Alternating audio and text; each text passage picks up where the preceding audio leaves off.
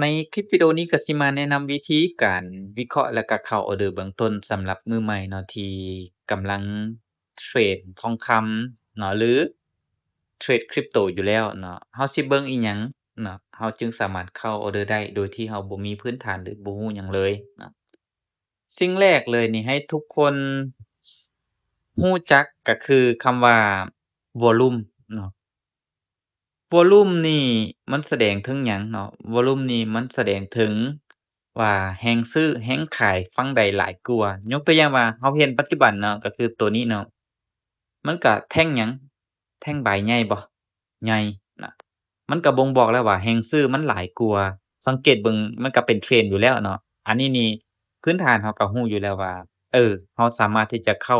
buy เนาะแต่ถ้าว่าเป็นวอลลุมฟังขายหลายเนาะมันเป็นแท่งใหญ่แฮ่งขายมาเราก็ต้องขายอันนี้ก็คือแค่เรารู้พื้นฐานแบบนี้เนาะเราก็สามารถที่จะเทรดแล้วก็สามารถเก็งกำไรเบื้องต้นได้แล้วเนาะทีนี้เมื่อมันเป็นแบบนี้เนาะเราสิเข้าออร์เดอร์หยังเนาะอ่าเราก็จะ buy กด buy ทำการ buy แล้วเนาะ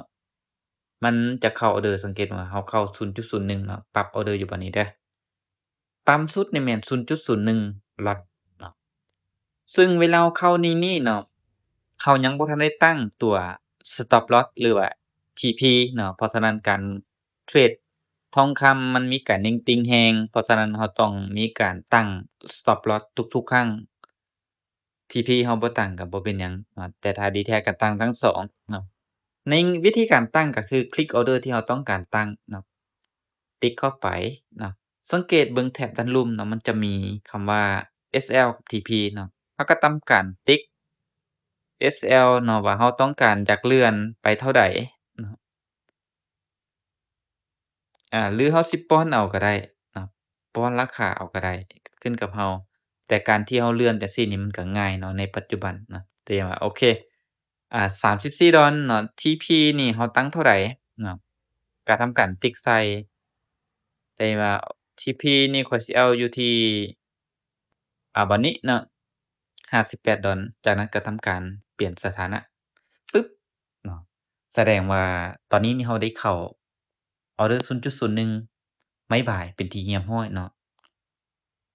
ตอนนี้นี่ลักมัน TP หรือ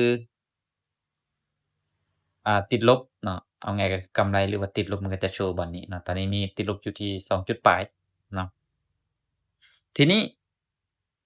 ทุกคนก็จะรู้แล้วเนาะถ้าเราต้องการปิดก็คือติ๊กอยู่บัดนี้เนาะออร์เดอร์ของเราแล้วก็ทำการเลื่อนทำการปิดเนาะอันนี้สาธิตให้เบิ่งเนาะมันมีอีกวิธีหนึ่งก็คือเราสามารถเข้าคำว่าราคาซื้อขายนี้นะติ๊กเข้าไปแล้วก็สามารถที่จะคลิกจ้ำๆนี่เนาะอันนี้นี่มันจะมีอยู่เห็นบ่ปิดสถานะขาดทุนนะความหมายก็คือมันจะปิดออร์เดอร์เฉพาะแต่ตัวออร์เดอร์ขาดทุนเท่านั้นออร์เดอร์ที่กำไรมันจะบ่ปิดนะ ปิดสถานะกำไรก็คือมันจะปิดแต่ออร์เดอร์กำไรออร์เดอร์ขาดทุนจะบ่ปิดปิดทั้งหมดหมายถึงเราเข้า10ออร์เดอร์20ออร์เดอร์มันก็จะสามารถปิดบัตรเดียวได้เบิดเลย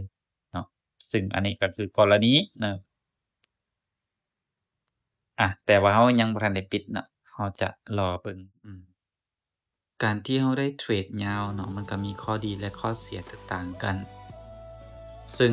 เราสามารถที่จะปะออร์เดอร์ของเราได้เนาะแต่สำคัญที่สุดก็คือเราต้องมีการวางแพลนหรือว่า SLTP อยู่เสมอบ่ว่าจะเป็นการเข้าทุกออร์เดอร์ก็ตามแต่เนาะเมื่อกี้นี้เราเข้าไปในช่วงนาที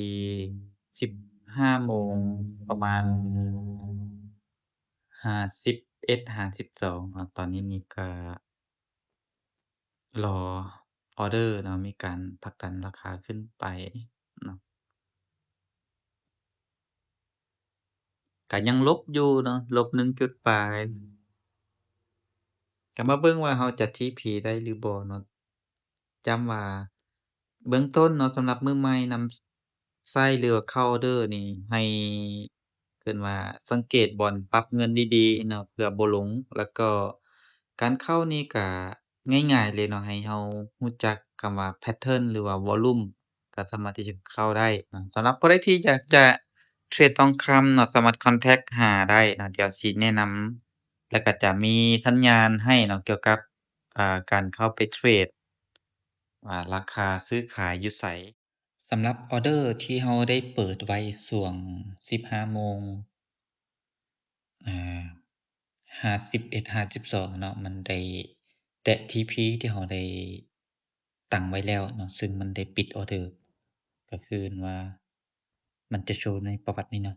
มันจะมีทั้งหมด2ออร์เดอร์เนาะแต่ว่าหลักๆของเราจะเป็นออร์เดอร์ตัวรุมนี้เนาะตัวนี้แต่ตัวเทิงนี้มันเป็นออร์เดอร์ที่เราเปิดก่อนหน้านั้นก็ถือว่ามันไปตามเงื่อนไขแล้วก็มีข่าวเนาะเฮ็ดให้ราคามันพุ่งจากแท่งเดียวนี่ถือว่าเติบโตไปหลาย